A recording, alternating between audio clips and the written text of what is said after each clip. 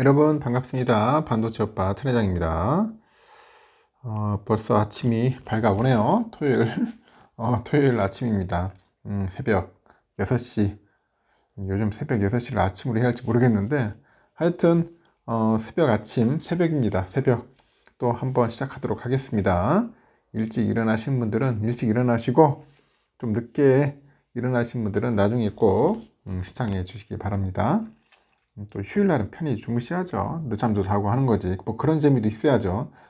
계속 뭐 일찍 일어나는 것도 피곤할 거야. 응? 잘 때는 모르겠는데 이게 아침에 일어나는 게 참 쉬운 게 아니에요. 이게 어떻게 보면 곤혹일 수도 있을 겁니다. 직장인들은 특히 아침에 일어나는 거 굉장히 싫죠. 우리가 살다 보니까 지혜로운 사람들이 좀 있더라고. 이렇게 옆에 주위에 보면은 그 지혜로운 사람들이 함부로 남들과 어울리지 않는 이유가 있어요. 그 이유에 대해서 한번 설명을 해볼게요. 이 평범한 사람은 이 다른 사람을 통해 가지고 행복을 찾으려 하는데 지혜로운 사람들은 그 행복이란 그 자기 자신으로부터 비롯된다는 것을 알고 있는 것 같아요. 행복은 자기 자신으로부터 비롯된다. 평범한 사람은 주변 사람들에게 사랑받으려고 애쓰지만은 이 지혜로운 사람은 이 자신에 대한 사랑을 주변 사람한테 나눠주려고 했어요. 여러분은 받으려고 했습니까? 나눠주려고 했습니까? 지혜로운 사람은 자신에 대한 사랑을 주변 사람에게 나눠주려고 했습니다. 평범한 사람은 더 많은 사람과 어울리려 노력하는데 지혜로운 사람은 혼자 있는 시간을 즐기는 것이 더 멋지다고 생각을 하더라고요. 또 평범한 사람은 자신이 괴로운 것을 다른 사람과의 대화를 통해서 풀어내려고 하지만은 지혜로운 사람은 결국 문제를 해결하는 건 자기 자신이라는 걸 인정을 한답니다. 누군가에게 사랑받고 인정받으려는 욕구는 나의 판단을 흐리게 만들고 주변 사람들 모두와 좋은 관계를 맺겠다는 욕심은 나 자신에게 집중하지 못하게 만들죠. 인간관계를 잘 맺고 싶다면은 불필요한 인간관계를 끊어내는 것이 이제 먼저라고 합니다. 주변 사람들과 잘 어울리고 싶다면은 내 자신과 잘 어울리는 것이 먼저다. 그런 이야기가 있습니다. 여러분 어디 주변 사람들과 잘 어울리고 싶나요? 그러면은 내 자신과 잘 어울려야 돼. 내 자신과 잘 어울리자. 내 자신을 사랑하자. 내 자신을 사랑하자. 그리고 주려고 자신에 대한 사랑을 주위 사람들한테 계속 나눠주려고 애쓰는 사람이 아름다운 사람이 되는 것 같습니다. 그러면 또 삼성에 대한 이야기를 한번 또 해보도록 하겠습니다. 이 사진 속에 있는 인물 잘 아시죠? 저는 이상하게 이 여자 얼굴 볼 때마다 좀 짜증이 나요. 보면은 별로 마음에 안 들어. 역시 우리 여성들은 우리 한국 여성이 최고예요. 제일 아름답고 제일 예뻐. 제일 예쁩니다. 제일 이쁘고 나 이렇게 미국 여성들 보면은 막 짜증이 나요. 막 볼 때마다 왜 그런지 모르겠어. 보면 볼 때마다 진짜 밥맛이 확 떨어지네요. 보니까 하여튼 그 미국 정부가요 그 삼성전자랑 그 하이닉스의 그 중국 현지 공장에 대한 그 미국산 반도체 장비 반입 이 규제 유예 방침을 최근에 한국 정부에 통보한 데 이어서 관보에도 관련 규정을 게재해 가지고 공식화했습니다. 미국 상무부 그 산업안보국이죠. 안보국은 13일 관보에 삼성과 하이닉스의 그 중국 공장에 대한 검증된 최종 사용자 VEU라고 하는데 이 VEU 규정을 개정한다고 고지를 했어요.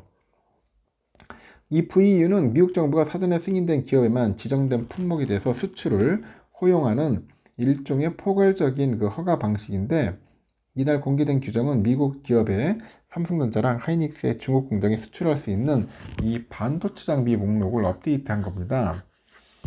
규정에는 삼성과 중국 시안랜드 공장 그리고 SK 하이닉스의 중국 우시 디램 공장은 작년에 10월 7일 그 발표한 반도체 장비 수출 통제 규정에서 예외라고 명시를 했죠.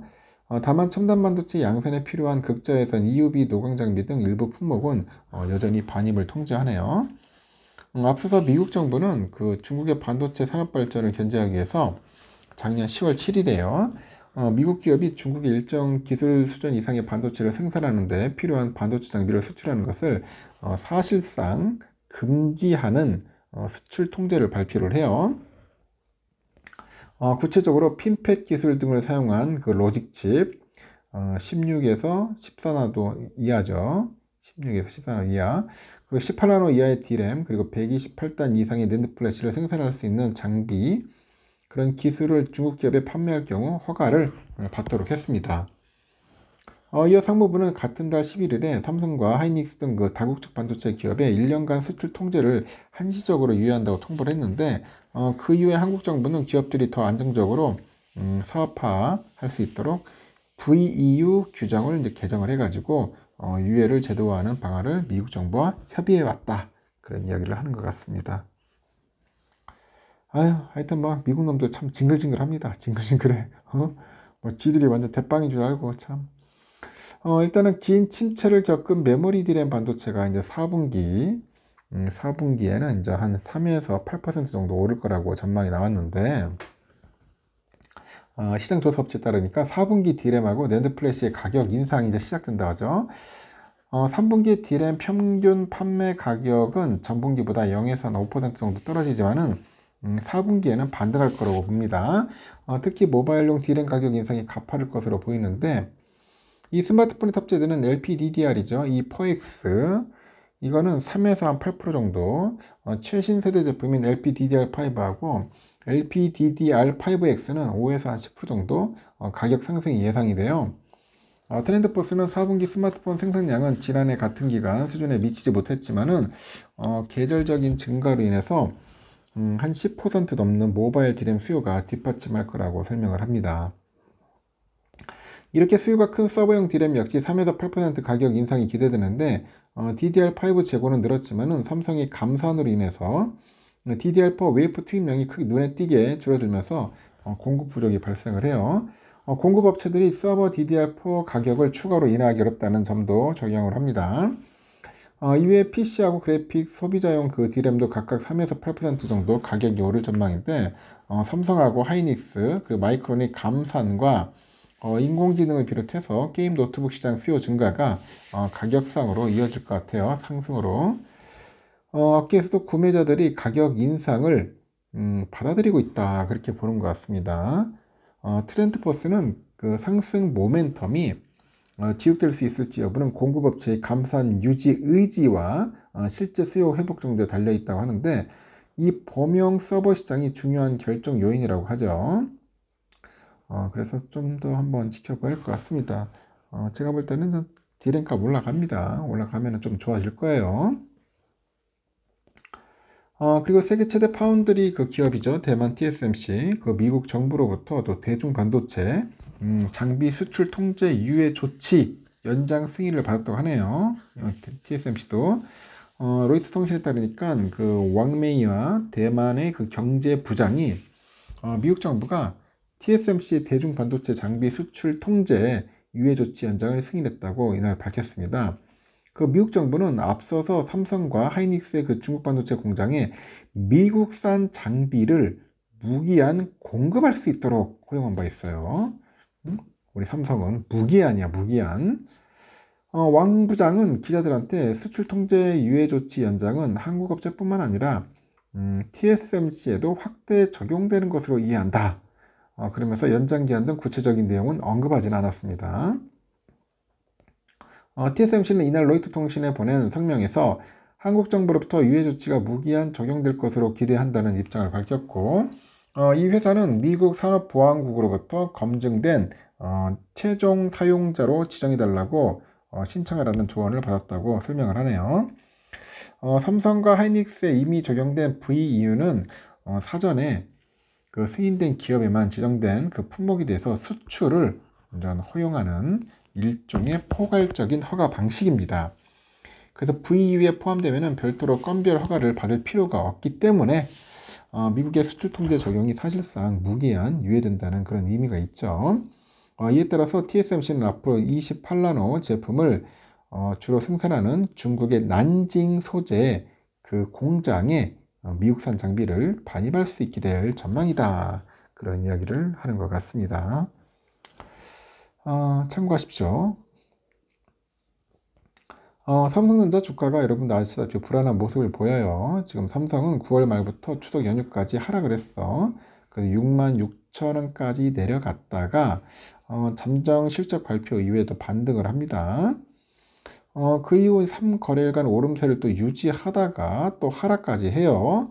13일 삼성은 전일 대비 1.31% 하락을 해가지고 68,000원에 마감을 했는데 장 초반부터 주가가 흔들리기 시작해서 67,000원대까지 떨어져요. 증권가에서는 목표했던 90,000원대와 달리 70,000원도 채 넘기지 못하는 상황이다. 그런 이야기를 합니다. 며칠간의 주가 상승을 기간 매수가 견인했다는 이야기도 있는데 한 증권 포털에 따르니까 기간은 11일에서 12일 양일에만 한 4,400억 정도 넘게 순매수했다고 해요. 종목 토론실에 보니까 계륵 같은 존재다. 이러지도 저러지도 못한다. 하여튼 이런 종목에 대한 불만이 나오기 시작합니다. 증권가에서는 반도체업 반등에 따라서 삼성의 4분기 실적 개선이 기대된다고 하죠. 기존의 목표 주가를 유지했고요. FN가이드 평균 목표 주가치는 90,000원대에서 형성이 되네요.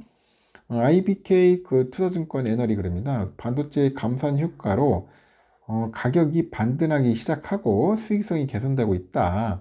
이 부진했던 HBM도 4분기에는 가시권에 진입할 거다 전망합니다. 또 디스플레이는 신제품 효과도 지속될 거라 하죠.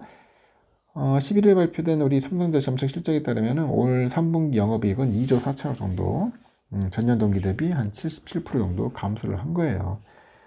그만큼 힘들어요. 요즘 굉장히. 그래도 뭐 잘 버텨온 것 같습니다. 이어서 이제 삼성이 올 3분기 모바일 부분에 실적 개선에 힘입어가지고 올해 첫 분기 이제 기준을 했을 때 조 단위의 영업이익을 기록했죠. 기록한 상황에서 내년 초까지 삼성전자의 스마트폰 판매는 호조를 보일 거라는 그런 전망이 국내 증권가에서 나오고 있어요. 대신증권에서 보니까 13일 발간한 리포트를 보면은 삼성이 올 3분기 스마트폰 판매량이 5,912만 대로 추정이 됩니다.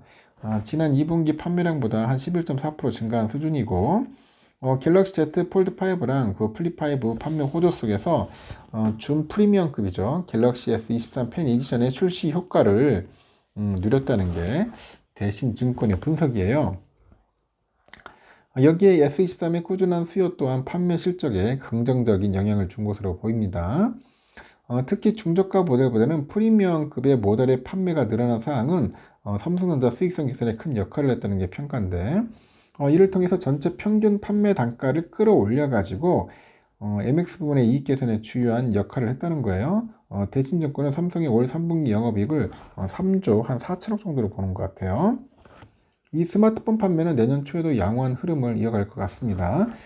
대신증권의 추정치가 23년 4분기에는 5,729만 대, 24년은 1분기 1,601만 대 정도 되고, 올 4분기에는 삼성 갤럭시죠. S23 FE가 나오죠. 24년에는 1분기하고 2분기에는 갤럭시 S24의 판매가 반등의 배경이 될 거라는 이야기들이 들리기 시작합니다. 이를 통해서 삼성이 내년 스마트폰의 예상 판매량을 2억 한 4,500만 대로 제시를 하더라고요. 많이도 팔죠. 한 3억대 팔아줘야 하는데 좀 아쉽긴 합니다. 연간 성장률로 보니까 6.3%로 보는 것 같고요. 글로벌 시장 성장률 전망치인 4.7%를 웃도는 수치입니다. 삼성은 프리미엄 중심으로 판매 확대하고 있다고 하죠. 내년 상반기는 갤럭시 S24 울트라, 하반기에는 폴더블 폰, 그리고 갤럭시 S24 FE가 성장을 견인할 거다. 그런 이야기를 하는 것 같습니다. 참 힘들어요. 요즘 경기가 힘들다 보니까 스마트폰 판매량도 예전 같지가 않지만 그래도 좀 고부가 가치 제품으로 집중적으로 팔아야겠죠. 그렇게 해야지만이 삼성이 살아갈 수가 있는 거야. 뭐 어설프게 했다가는 삼성도 뭐 힘들죠. 살아남기 힘들어요. 이런 상황에서는. 그렇다고 삼성이 뭐 우스운 그런 기업은 아니지 않습니까? 잘하리라 믿습니다. 여러분은 어떻게 생각하는지 모르겠지만은 그냥 꾸준하게 가는 게 좋더라고요. 꾸준하게. 한 걸음 한 걸음씩 가다 보면은 뭐 좋은 일이 오지 않겠습니까? 저도 그렇게 생각합니다. 하여튼 여러분 오늘 좋은 하루 보내시고요. 또 다음 시간에 뵙도록 하겠습니다.